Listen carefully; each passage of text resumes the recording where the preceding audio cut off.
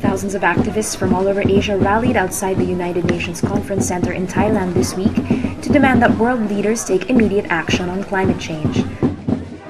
The farmers, the women, whose lives are being devastated by climate change. Together we are stronger.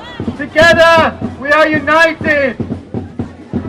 They called for rich countries like the United States to reduce their carbon emissions and provide funding to help poor countries cope with the effects of global warming. A few Filipino celebrities joined in, including Miriam Kimbao, of protection and safety. Yes, climate justice. Noel Cabangon, Climate justice. Yes. and Mark Nelson. Lying down for the Fisher folk, campaigning for climate change. The rallyists aim to send a strong message to government representatives from 177 countries currently meeting in Bangkok to discuss steps each country will take to address climate change. Citizens across the world call for action on climate change, and they will meet again this December in Copenhagen, Denmark, to try to reach an agreement on key issues, such as developed countries' targets for cutting greenhouse gas emissions. But until now, many wealthy countries have yet to put forth targets that either scientists or developing countries consider ambitious enough. Dahil ang mga maunlad na bansa ang may pangunahing dahilan, may kasalanan sa paglala ng ganitong pagbabago ng klima.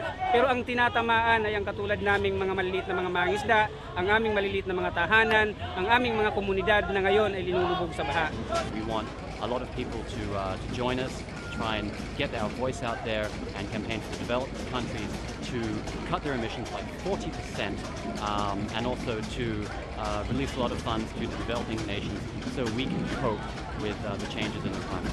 Scientists say industrialized countries must cut their emissions by 40% below 1990 levels by the year 2020 in order to avoid a runaway climate crisis. So far, Norway is the only one to have met the challenge. Other rich countries have only announced targets amounting to 11 to 18%. Meanwhile, people around Asia fear that the effects of climate change may already be a reality. Barely 2 weeks ago, typhoons Ondoy and Pepeng brought the worst flooding to Metro Manila and Luzon in more than 40 years. Scientists say that storms like these may become more frequent as the world's oceans and atmosphere warm up.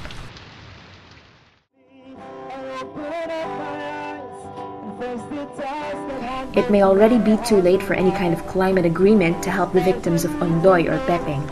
Whether world governments will do what is necessary in Bangkok and Copenhagen to save others from a similar future remains to be seen. Pia Faustino reporting from Bangkok for GMA News.